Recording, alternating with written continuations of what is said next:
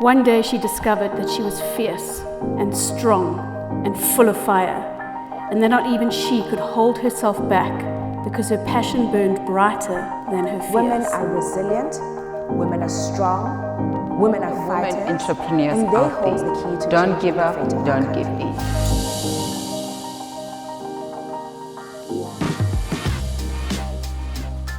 Established in 2010 by Graca Machel, the Graca Machel Trust is one of the world's leading advocates for women's and children's rights.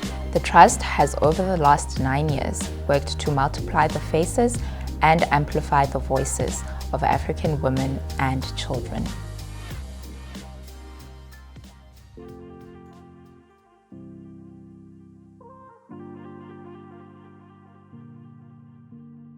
A survey of 21 entrepreneurs in 8 financial institutions based in South Africa was completed in order to assess the experiences of women entrepreneurs in accessing finance and the nature of investor readiness.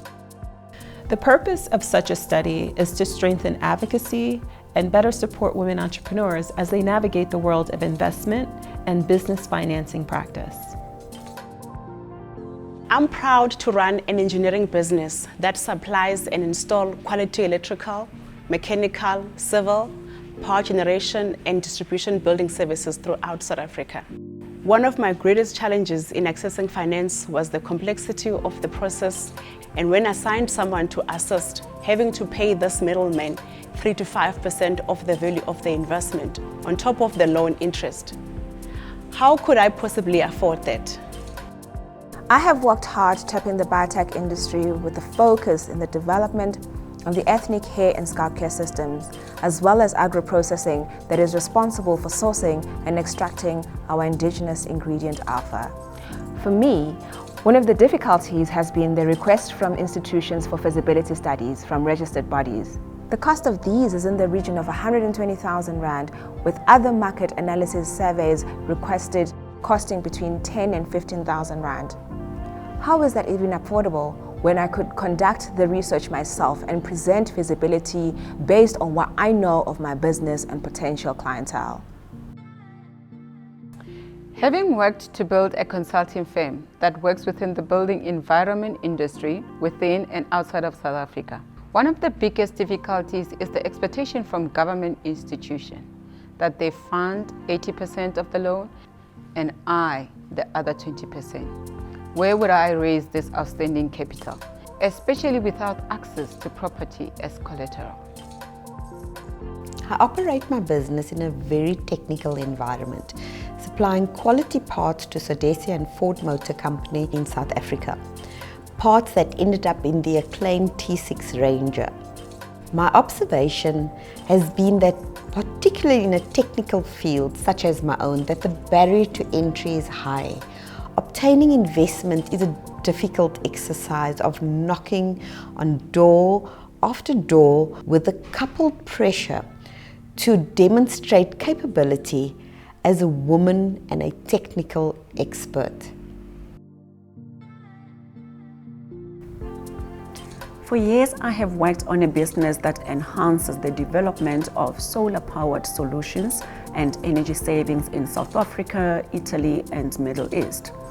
A key experience for me was that financial institutions tend to create a perception that women-owned businesses and small, medium, micro enterprises are not able to achieve, especially at the development and elementary stages of business.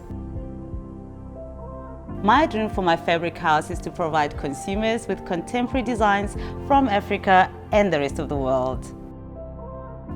My greatest stumbling block has been the lack of understanding of government officials of the textile industry. They were unable to process my application for funding due to the lack of expertise and understanding of what I was trying to achieve with wholesale fabrics. It seems that I am now needing to manufacture in order to gain access to finance. How do I afford this kind of diversification without capital?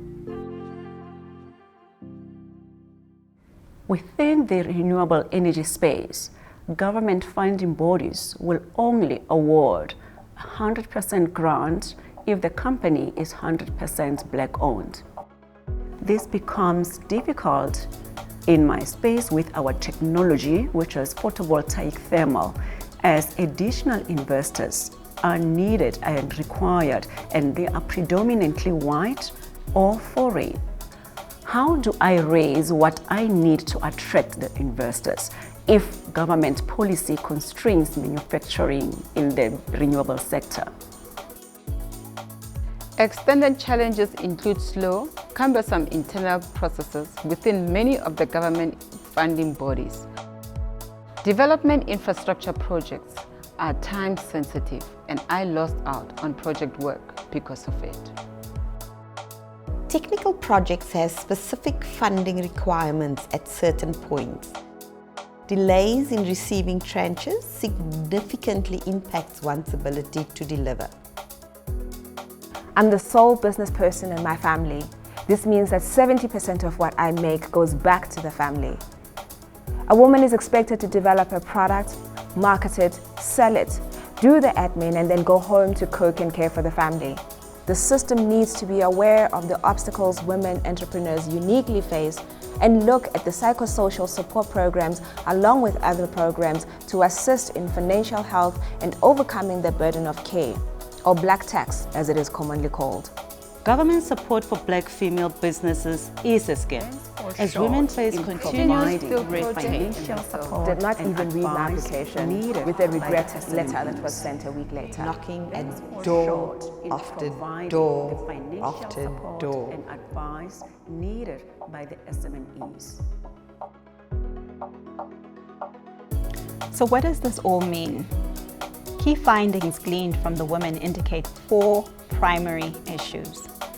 The cost required to access finance, requirements being inequitable, turnaround to process applications too long, and black tax, or the burden of care coming at a significant cost.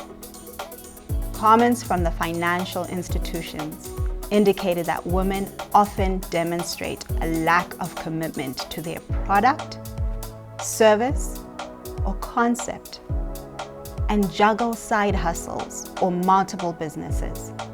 Secondly, they lack in various degrees when it comes to networks. Thirdly, they need to operationalize financial literacy, understanding the language of deal makers and ensuring their financial records are intact and optimized.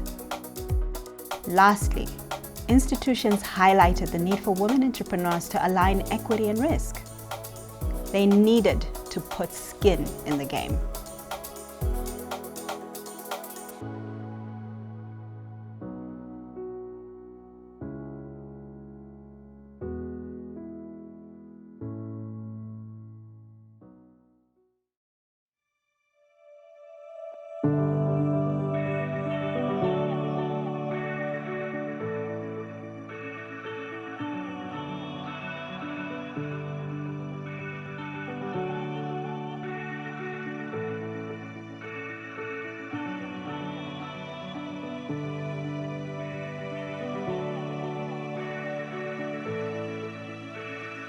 Additional investor readiness strategies are required. An increase in investment literacy with supply and demand matching will be invaluable. Greater understanding of investment trends will go a long way in taking us further. A greater need for mentorship. Further financial literacy will mark the way. Such gratitude to Graca Machel and the Women Creating Wealth program, who have begun to provide all those things.